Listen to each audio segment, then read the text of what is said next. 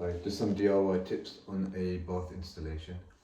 So the first thing you do is you get your bath, you turn it upside down, you install the legs, make sure they're level with the spirit level, screw them in.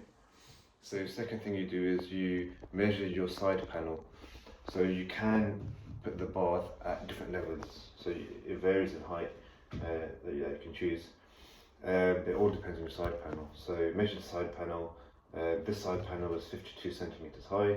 So next step was getting some battens and then installing them 52 centimeters high across that way and across that way. You can use one of these laser device thingies, just like that. And then you can mark it up on the wall and get your level right. So once that's done, you can prepare your bath by measuring from there to there, getting that to the same level as the side panel. You adjust the bolts on the legs, and that will bring the bath to the right height.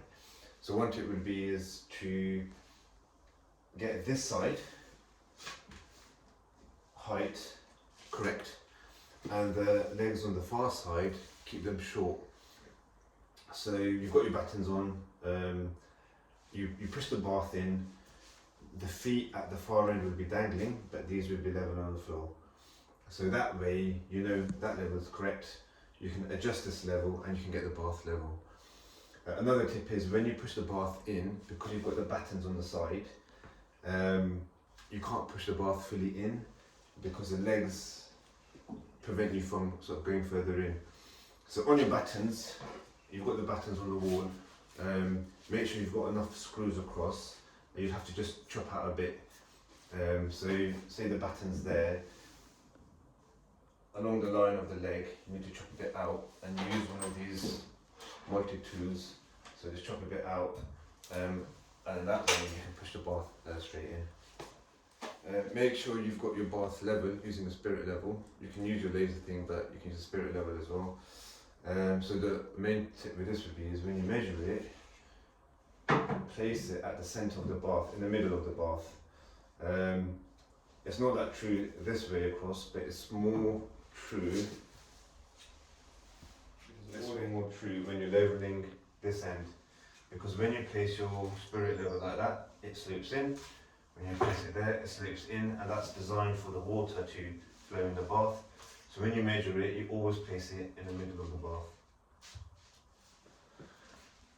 So when you've got everything level, you slide your bath in, you need to screw the feet down.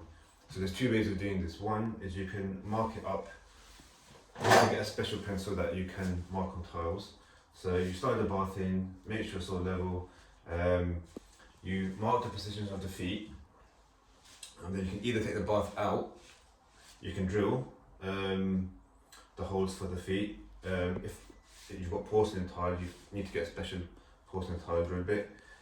Or if you've got everything level and you don't want to take the bath out, if you don't want to take the bath out, so you buy one of these special angle drill bits, and then you just slot that in your drill.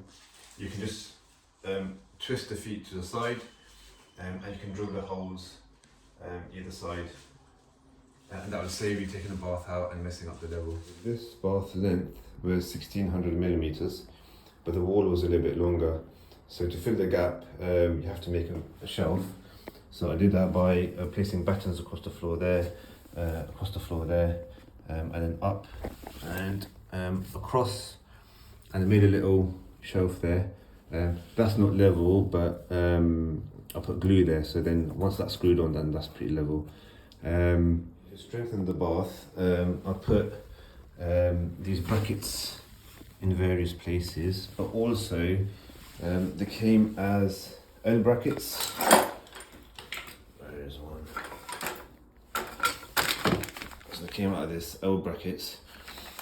The bath supplied with some other brackets, but they're really chunky and they distort the bath when you place them on the edge. So these L brackets, I just hammered them out, made them a little bit straighter, and then just attach it to the bath like that, and that just keeps it more secure. So I put one that end, and I put a few, it's difficult to show, up there as well, and that just keeps the bath more secure. So before pushing the bath in, you place glue on the battens all the way around the edges. You push the bath in, you screw the feet to the floor, you screw in the brackets, and then you leave the bath to set for a little while. I put in the taps in the beginning. That's pretty easy to do, just screw them in. Same with the waist. So the waist trap at the bottom was a difficult one. So the waste pipe coming out of the bath came out straight. The waste pipe going outside was coming up at an angle. So this was going straight, this was coming up at a funny angle, and you couldn't make a single connection from there to there. So it took me a while to work this out, but you get some 90-degree bends. So you get a 90-degree bend that way. The second 90-degree bend, you can change the angle on it, and because of that, that can fit easily into the outgoing waste pipe. So once all that's done, the next step was there was still a bit of a gap between the bath and the wall, so I just siliconed all that.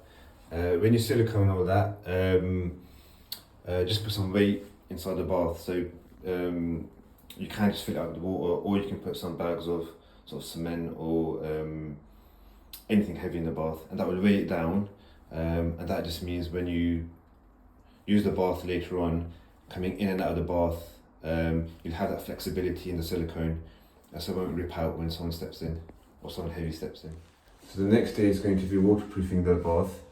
You can get this Mapei shower waterproofing kit.